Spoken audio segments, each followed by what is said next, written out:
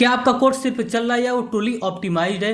क्या आप advance concept का यूज करके स्मार्ट कोडिंग कर पा रहे हैं? प्रोफेशनल डेवलपर्स जो यूज करते हैं वो सीक्रेट क्या है? आज सब कुछ एक ही वीडियो में क्लियर होगा।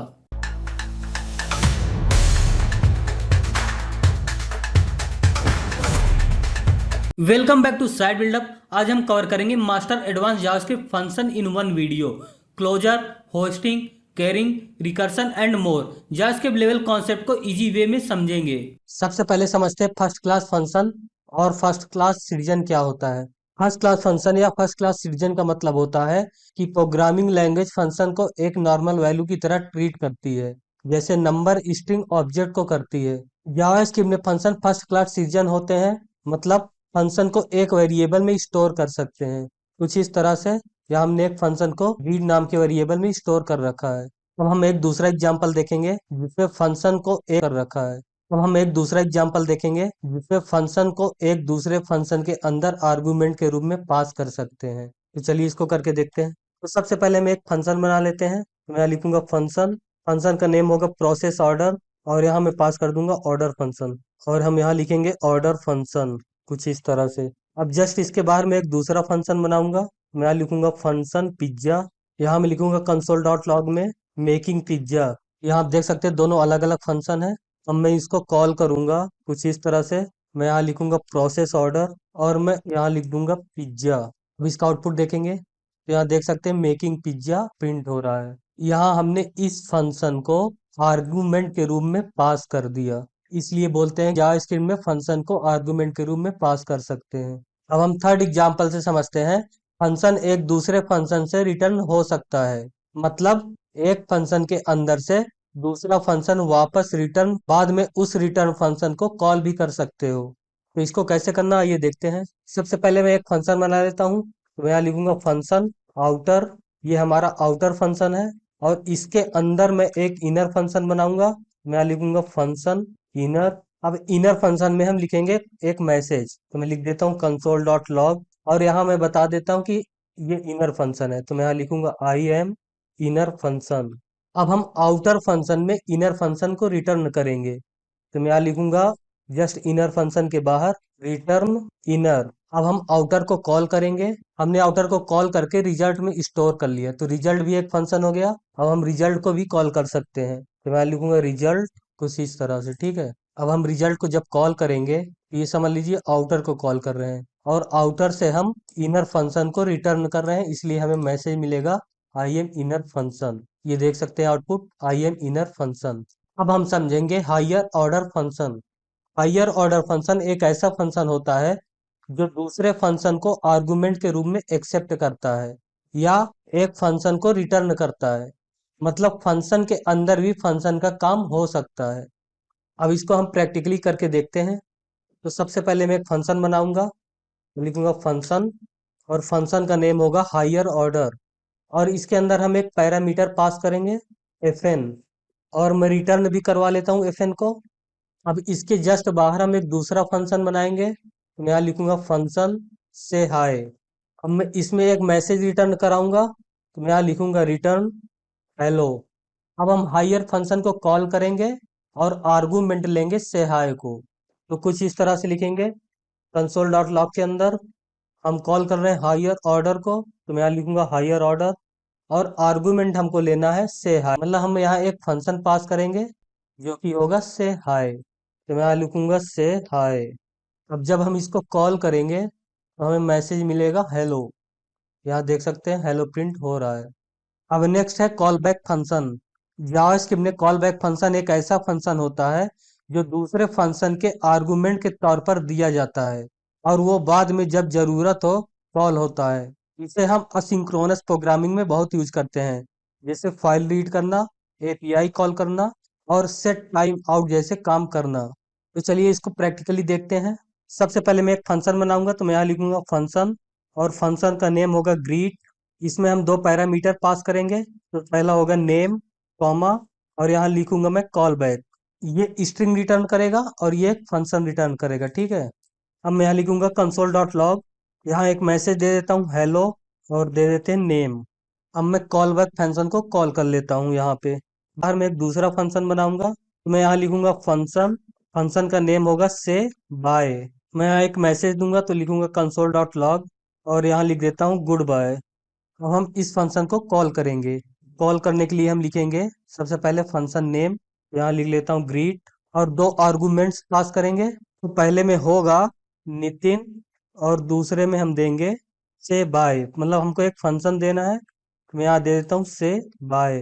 तो जब ये कॉल होगा तो सबसे पहले प्रिंट होगा हेलो, और हमने यहाँ नितिन पास किया है तो हेलो नितिन प्रिंट होगा। उसके बाद जब ये वाला फंक्शन पास होगा यहाँ पे, तो यहाँ देख सकते हैं से बाय में मैसेज लिखा है गुड बाय, तो दो मैसेज प्रिंट हो जाएंगे, हेलो नितिन और यहाँ गुड बाय। ठीक है, यहाँ देख सकते हैं मैसेज प्रिंट हो रहा है हेलो नितिन गुड बाय। तो हम देखेंगे set time out and clear time out. Set time out एक जावास्क्रिप्ट बिल्ट इन फंक्शन है जो एक फंक्शन को डिले के बाद एग्जीक्यूट करता है। अब इसको हम प्रैक्टिकली देखेंगे। तो सबसे पहले मैं एक वेरिएबल ले लेता हूँ टाइमर नाम का, तो यहाँ लिखूंगा लेट टाइमर इक्वल्स टू, और यहाँ बिल्ट इन फंक्शन लिखूंगा सेट टाइम आउट। यहाँ देख सकते हैं जैसे हमने सेट टाइम आउट लिखा ये ऑटोमेटिकली इस तरह सेट हो गया। ठीक है, तो यहाँ देख सकते हैं एरो फंक्शन है। अब इसके अंदर हम एक मैसेज देंगे, तो मैं यहाँ लिखूंगा कंसोल डॉट लॉग, यहाँ लिख देता हूँ एग्जीक्यूट आफ्टर 2 सेकेंड, और यहाँ टाइम आउट पे मैं टाइम दे दूंगा, मिली सेकेंड में हम टाइम देते हैं तो मैं यहाँ लिख दूंगा 2000, इसका मतलब हुआ 2 सेकेंड। अब इसका आउटपुट देखेंगे, यहाँ देख सकते हैं मैसेज प्रिंट हो रहा है एग्जीक्यूट आफ्टर 2 सेकेंड। अब हम देखेंगे क्लियर टाइम आउट क्या करता है। जब 2 सेकेंड बाद हमारा कोड एग्जीक्यूट हो जाता है तो उसको क्लियर करने के लिए हम यूज करते हैं क्लियर टाइम आउट फंक्शन का। तो यहाँ सबसे लास्ट में हम लिख देंगे क्लियर टाइम आउट फंक्शन का।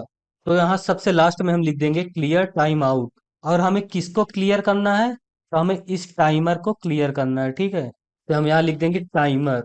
अब आप देखेंगे यहाँ कोई भी मैसेज दिख नहीं रहा है क्योंकि ये क्लियर हो चुका है। तो ये होता है set time out clear time out. तो हम देखेंगे set interval and clear interval. Set interval Java script का बिल्ट इन फंक्शन है जो किसी फंक्शन को बार बार एक फिक्स टाइम इंटरवल के बाद एग्जीक्यूट करता है। और क्लियर इंटरवल एक बार स्टार्ट किया हुआ इंटरवल को स्टॉप या कैंसिल करने के लिए यूज होता है। अब इसको हम स्टेप बाय स्टेप प्रैक्टिकली समझते हैं। तो सबसे पहले मैं एक वेरिएबल बना लेता हूँ, यहाँ लिखूंगा लेट काउंटर इक्वल्स टू 0।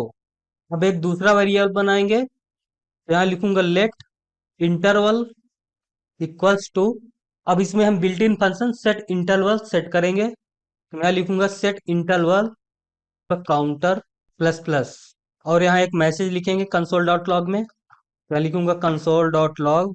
तो सबसे पहले मैं यहाँ लिखूंगा काउंटर, ये एज इट इज प्रिंट हो जाएगा, और यहाँ लिखूंगा कॉमा, और उसके बाद इस काउंटर वेरिएबल को हम यहाँ लिखेंगे ताकि इसकी वैल्यू प्रिंट होती रहे, तो यहाँ लिखूंगा काउंटर। अब हम इफ स्टेटमेंट लिखेंगे, तो मैं लिखूंगा इफ, और इफ ब्लॉक के अंदर हम लिखेंगे काउंटर ट्रिपल इक्वल्स टू 5, मतलब जैसे ही काउंटर की वैल्यू 5 हो जाती है हम दूसरा फंक्शन यूज करेंगे क्लियर इंटरवल। तो यहाँ मैं कर देता हूँ क्लियर इंटरवल, और हम किसको क्लियर करने वाले हैं, इस इंटरवल को हम क्लियर करेंगे, तो मैं यहाँ कर देता हूँ इंटरवल। अब हम यहाँ टाइम देंगे, तो हम चाहते हैं कि हर लूप हमारा कितने डिले के बाद चले, तो मैं यहाँ कर देता हूँ 1000 मिली सेकेंड, मतलब 1 सेकेंड के बाद हर 1 सेकेंड में हमारा एक वैल्यू प्रिंट होगा।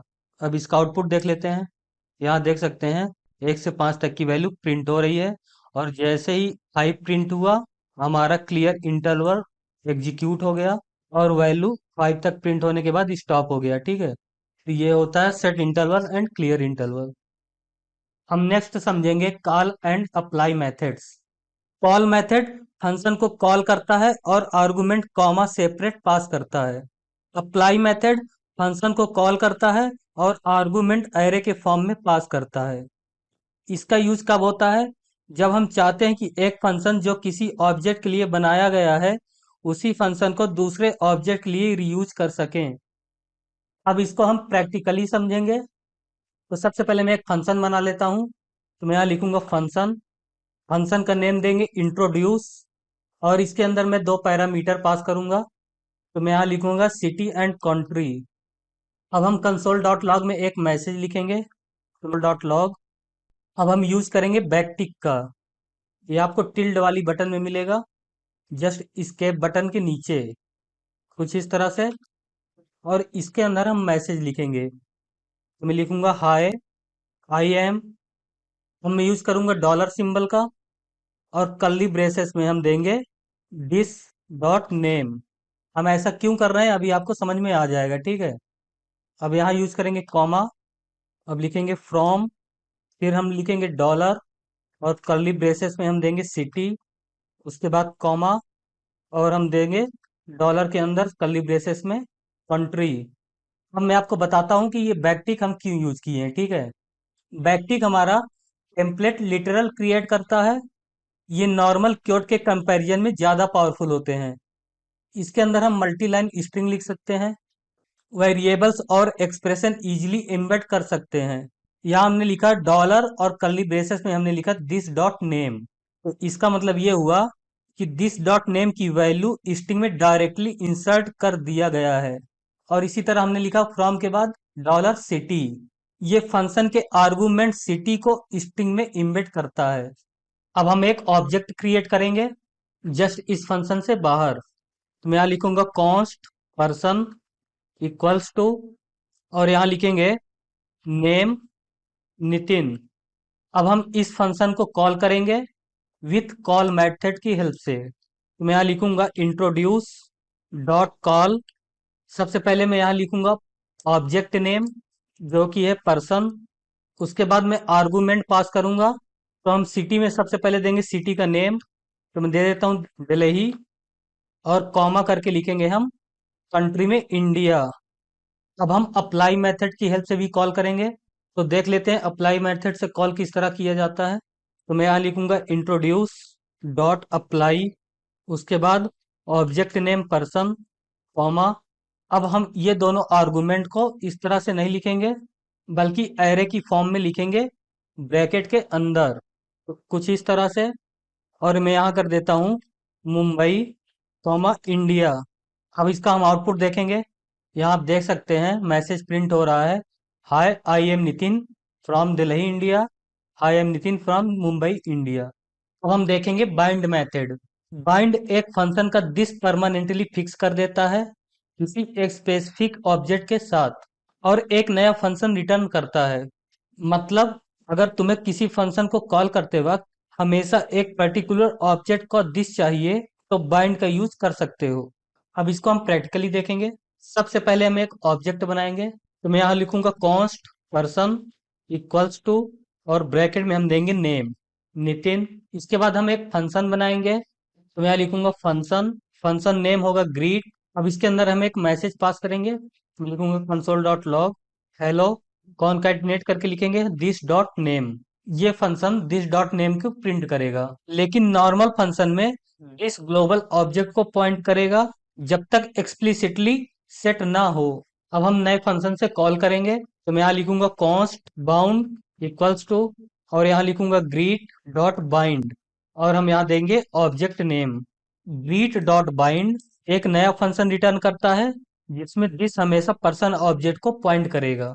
ओरिजिनल ग्रीट फंक्शन चेंज नहीं होगा। अब हम नए फंक्शन को कॉल करेंगे। तो मैं यहाँ लिखूंगा बाउंड।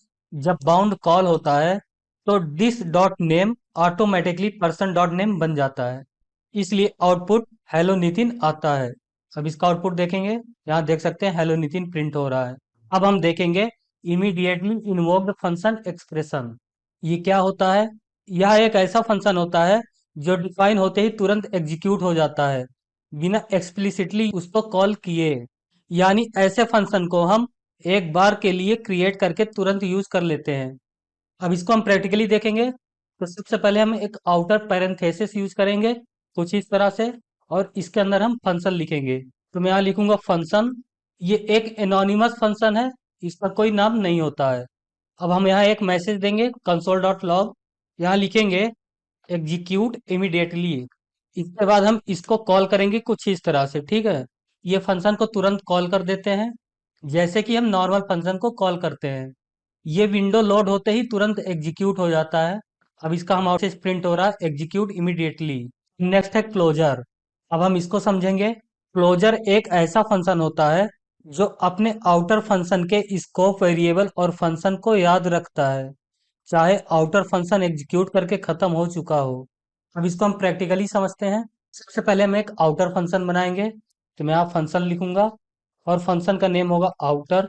इसके अंदर हम एक वेरिएबल लेंगे, तो मैं लेता हूँ लेट काउंट इक्वल्स टू 0। अब इसके अंदर हम एक रिटर्न में इनर फंक्शन बनाएंगे, तो मैं यहाँ लिखूंगा रिटर्न और इसके बाद लिखूंगा फंक्शन इनर। अब हम इनर फंक्शन में आउटर फंक्शन के इस वेरिएबल को यूज करेंगे, तो मैं यहाँ कर देता हूँ काउंट प्लस प्लस और इसके बाद हम एक मैसेज देंगे कंसोल डॉट लॉग। यहाँ सबसे पहले लिखेंगे काउंट और इसकी वैल्यू प्रिंट कराने के लिए हम यहाँ डायरेक्ट लिखेंगे काउंट, मतलब ये एज इट इज प्रिंट हो जाएगा और इसकी वैल्यू प्रिंट होगी। यहाँ यहाँ यूज करेंगे सेमी कॉलन का। अब हम आउटर फंक्शन को कॉल करेंगे, तो मैं यहाँ एक वेरिएबल ले लूंगा let counter F N equals to. Outer को कॉल करने के लिए हम लिखेंगे आउटर, इस तरह से हम कॉल कर लेंगे। क्योंकि हम आउटर फंक्शन को एक वेरिएबल में स्टोर कर लिए हैं, तो हम इसको डायरेक्टली ऐसे कॉल कर सकते हैं। तो मैं यहाँ लिखूंगा काउंटर एफ एन। अब इसको हम डायरेक्टली कॉल कर दे रहे हैं, ठीक है। अब इसका आउटपुट देखेंगे, हमने वन टाइम कॉल किया तो देख सकते हैं यहाँ आउटपुट 1 आ रहा है। हम इसको वन टाइम और कॉल करेंगे, तो यहाँ देख सकते हैं आउटपुट 2 आ रहा है। अगर इसको हम वन टाइम और कॉल करेंगे तो इसका आउटपुट 3 आएगा। अब इसको समझ लेते हैं। इसमें स्पेशल चीज ये है, नॉर्मली जब एक फंक्शन खत्म हो जाता है तो उसका वेरिएबल मेमोरी से डिलीट हो जाता है, लेकिन क्लोजर की वजह से काउंट डिलीट नहीं होता, बल्कि याद रहता है इनर फंक्शन के साथ। नेक्स्ट है होस्टिंग। होस्टिंग क्या होता है चलिए देखते हैं। एग्जीक्यूशन स्टार्ट होने से पहले ही सभी वेरिएबल्स और फंक्शन के डिक्लेरेशन को मेमोरी में ऊपर ले जाया जाता है, इसको ही होस्टिंग कहते हैं। ध्यान रहे, सिर्फ डिक्लेरेशन ऊपर जाता है, वैल्यू इनिशियलाइजेशन वहीं रहती है जहां लिखी जाती है। अब इसको एक एग्जांपल से समझते हैं। तो सबसे पहले मैं एक वेरिएबल ले लेता हूँ ए, मैं लिखूंगा वेर ए। इसमें हमने अभी वैल्यू असाइन नहीं किया और मैं लिख देता हूँ कंसोल डॉट लॉग और इसके अंदर ए। अब इसका आउटपुट देखेंगे, यहाँ देख सकते हैं आउटपुट आ रहा अनडिफाइंड। ये इसलिए आ रहा है क्योंकि अभी ए पे वैल्यू असाइन नहीं किया गया है। अब हम करेंगे ए के अंदर वैल्यू असाइन, मैं कर देता हूँ ए इक्वल टू 10 और इसके बाद हम फिर से कंसोल डॉट लॉग ए करेंगे। अब देखते हैं इसका आउटपुट, तो अब देख सकते हैं 10 प्रिंट हो रहा है। पहले वाले कंसोल डॉट लॉग ए में अनडिफाइंड प्रिंट हो रहा है, दूसरे में 10 प्रिंट हो रहा है। अब इसको हम एक फंक्शन के साथ देखेंगे, तो सबसे पहले हम फंक्शन को कॉल करेंगे, देखते हैं कि चलता है कि नहीं। तो यहाँ मैं कर देता हूँ कॉल से हेलो। अब इसके बाद हम फंक्शन लिखेंगे, तो लिखूंगा फंक्शन से हेलो और यहाँ कर देता हूँ कंसोल डॉट लॉग में हेलो। तो ये काम करेगा, ठीक है, क्योंकि पूरा फंक्शन डिक्लेरेशन बॉडी के ऊपर चला जाता है, इसलिए आप फंक्शन को उसके डिक्लेरेशन के ऊपर भी कॉल कर सकते हैं। यहाँ देख सकते हैं आउटपुट आ रहा हेलो। अब इसको हम लेट के साथ देखेंगे, तो मैं यहाँ कर दूंगा कंसोल डॉट लॉग, यहाँ कर दूंगा बी और यहाँ कर दूंगा लेट बी इक्वल टू 20। इसके पहले हमने जब वायर के साथ किया था तो अनडिफाइंड आउटपुट आ रहा था। इसमें देखते हैं, इसमें देख सकते हैं रिफरेंस एरर आ रहा है। अब मैं आपको समझा देता हूँ ऐसा क्यों हो रहा है। लेट और कॉन्स्ट भी होस्ट होते हैं, लेकिन उन्हें मेमोरी में वैल्यू असाइन नहीं होती। जब तक एक्चुअल लाइन एग्जीक्यूट नहीं होती, वो टेम्पोरल डेड जोन में होते हैं। अब इसलिए अगर हम पहले यूज करेंगे तो रेफरेंस एरर आएगा, सिर्फ डिक्लेरेशन लाइन के बाद यूज करोगे तो सेफ चलेगा। कहने का मतलब अगर हम वेर और फंक्शन को यूज करेंगे तो वेर में अनडिफाइंड आएगा, फंक्शन फुल फंक्शन अवेलेबल चलेगा और लेट और कॉन्स्ट के साथ एरर जनरेट करेगा, क्योंकि वो टेम्पोरल डेड जोन में होते हैं। अब नेक्स्ट है टेम्पोरल डेड जोन। इसको समझ लेते हैं ये क्या होता है। लेट और कॉन्स्ट को डिक्लेयर करने से पहले एक्सेस करने की कोशिश टेम्पोरल डेड जोन एरर देती है। यह हम देख सकते हैं डिक्लेयर करने से पहले ही प्रिंट करा रहे हैं, इसलिए रेफरेंस एरर आ रहा है। ये देख सकते हैं इसका आउटपुट। नेक्स्ट है डाई प्रिंसिपल। ये क्या होता है, इसका मतलब होता है कोड डुप्लीकेशन को अवॉइड करना। अब इसको हम एक फंक्शन बना के देख लेते हैं। तो मैं यहाँ लिखूंगा एक फंक्शन कैलकुलेट एरिया और यहाँ हम दो पैरामीटर पास करेंगे विड्थ एंड हाइट। तो मैं यहाँ लिख देता हूँ विड्थ कॉमा हाइट। अब हम यहाँ रिटर्न में लिखेंगे विड्थ इंटू हाइट। अब इस फंक्शन को हम यहाँ कॉल कर लेंगे, तो मैं यहाँ लिखूंगा कंसोल डॉट लॉग। कॉल करने के लिए हम पहले लिखेंगे फंक्शन नेम, मैं लिखूंगा कैलकुलेट एरिया, और यहाँ दो आर्गुमेंट पास करेंगे। तो सबसे पहला होगा हमारा विड्थ, विड्थ में दे देता हूँ 5 और हाइट दे देता हूँ 4। तो ये दोनों कैलकुलेट होकर आउटपुट आएगा 20। यहाँ देख सकते हैं 20 आ रहा है। अब इस मेथड का यूज करके हम किसी भी रेक्टेंगल का एरिया निकाल सकते हैं, ठीक है।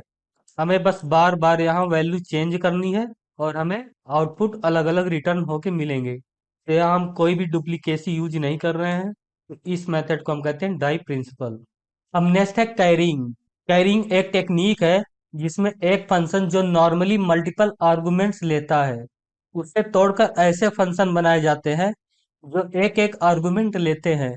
मतलब एक फंक्शन एक आर्गुमेंट लेगा, फिर दूसरा फंक्शन रिटर्न करेगा जो अगला आर्गुमेंट लेगा, और ऐसे ही चलता रहेगा। अब इसको हम प्रैक्टिकली देखते हैं। सबसे पहले मैं एक फंक्शन बना लेता हूँ, मैं लिखूंगा फंक्शन, और फंक्शन नेम होगा मल्टीप्लाई। यहाँ एक पैरामीटर पास करेंगे ए। अब हम फंक्शन में रिटर्न करेंगे एक दूसरा फंक्शन, तो मैं यहाँ लिखूंगा रिटर्न फंक्शन, और यहाँ पास करूंगा मैं, मतलब एक मेन फंक्शन है मल्टीप्लाई, ये रिटर्न कर रहा है दूसरा फंक्शन, इसमें हमने पैरामीटर पास किया है बी। अब ये फंक्शन रिटर्न करेगा ए इंटू बी। हमें यहाँ कर्ली ब्रेसेस लगाने हैं। अब यहाँ लिखूंगा मैं कंसोल डॉट लॉग। हम मेन फंक्शन को कॉल कर लेंगे, तो यहाँ लिखूंगा मैं मल्टीप्लाई। हम यहाँ आर्गुमेंट पास करेंगे, तो हम अलग अलग पास करेंगे, कुछ इस तरह से 2, और यहाँ कर देता हूँ 5। अब इसका आउटपुट देखेंगे, तो यहाँ देख सकते हैं 10 रिटर्न हो रहा है। ये इनर फंक्शन जो पहले वाला आर्गुमेंट था और बी जो अभी मिला, दोनों का यूज करके रिजल्ट रिटर्न करेगा। यहाँ क्लोजर का यूज हो रहा है क्योंकि इनर फंक्शन आउटर फंक्शन के वेरिएबल को याद रखता है। हम नेक्स्ट देखेंगे इवेल। इवेल जावास्क्रिप्ट का बिल्ट इन फंक्शन है जो एक स्ट्रिंग के अंदर लिखे कोड को इवेलुएट यानी एग्जीक्यूट करता है। अब चलिए इसको प्रैक्टिकली देखते हैं। तो सबसे पहले मैं यहाँ एक वेरिएबल ले लेता हूँ, लेट कोड इक्वल्स टू, और स्ट्रिंग लेंगे हम कुछ इस तरह से 2 + 3 × 4।